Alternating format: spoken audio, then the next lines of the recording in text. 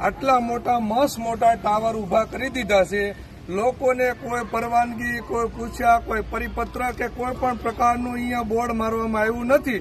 માત્ર ને માત્ર ઉલ્લુ બનાવી કે પાણીની ટાંકી કે પાણીનો બોર કરવાનું કહેવાય કઈ અને અહીંયા મોટા ટાવર ઉભા કર્યા। આજે રેસિડેન્ટ લોકોને એટલું બધું નુકસાનકારક છે।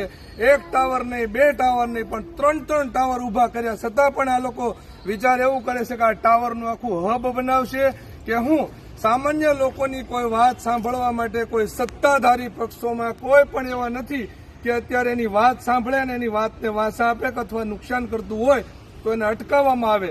રાત્રે પણ આ લોકો રાત્રે ઉભા કરી જેમ ચોરી સુપેથી કામ કરતા હોય એવી રીતે કરી અને આસપાસની સ્વસ્તિક સોસાયટી છે, કામેશ્વર સોસાયટી છે, વિલા બંગલોઝ છે, આવી અનેક સોસાયટીના રહીશો બહેનો સાથે અહીંયા ઉભા છે। અહીંયા ખુલ્લેઆમ રાત્રે પણ દારૂ પીવે છે, રાત્રે ટકટક કરીને અવાજ એટલો બધો પહોંચાડે છે અને ગંદકી ખુલ્લેઆમ ટોયલેટ ખુલ્લામાં જાય છે। આ રેસિડેન્ટની વિસ્તારની અંદર તમે જોઈ શકો છો, બેનું દીકરીઓ માતાઓ સાથે અહીંયા રહેતા હોય છે અને આટલું બધું અહીંયા ગંદકીનો જરા ભાઈ વિડીયો બતાવજો। આવી ગંદકી સાથે જો એસએમસી ક્યાંય પણ રોડ ઉપર કે આપણી પ્રાઇવેટ જગ્યાની અંદર ક્યાંય પણ પાણીનું ખાબોચિયું ભરાણું હોય તો તાત્કાલિકના ધોરણે નોટિસ અને દંડ ફટકારવામાં આવે છે। તો આનો દંડ ભરવા માટે કોણ જવાબદાર, કોણ? આજે આ લોકો બધા ટાવર હટાવવા માટે અહીંયાથી ઉભા છે। ટાવર ચાલુ હજી થયા નથી પણ એમના અધિકારીઓ ક્યારેય ધ્યાન આપતા નથી, ખોટું બોલીને આવા કામ કરી રહ્યા છે। આખો દિવસ 24 કલાક એને ઘરે રહેવાનું હોય છે। સુરતના આરોગ્ય મંત્રી અને એસએમસી વાળાની અમારી એક જ અપીલ છે કે આપણે પર્યાવરણના જતન માટે વૃક્ષો વાવીએ છીએ અને આ લોકો છે તે અહીંયા ટાવર ઉભા કર્યા છે।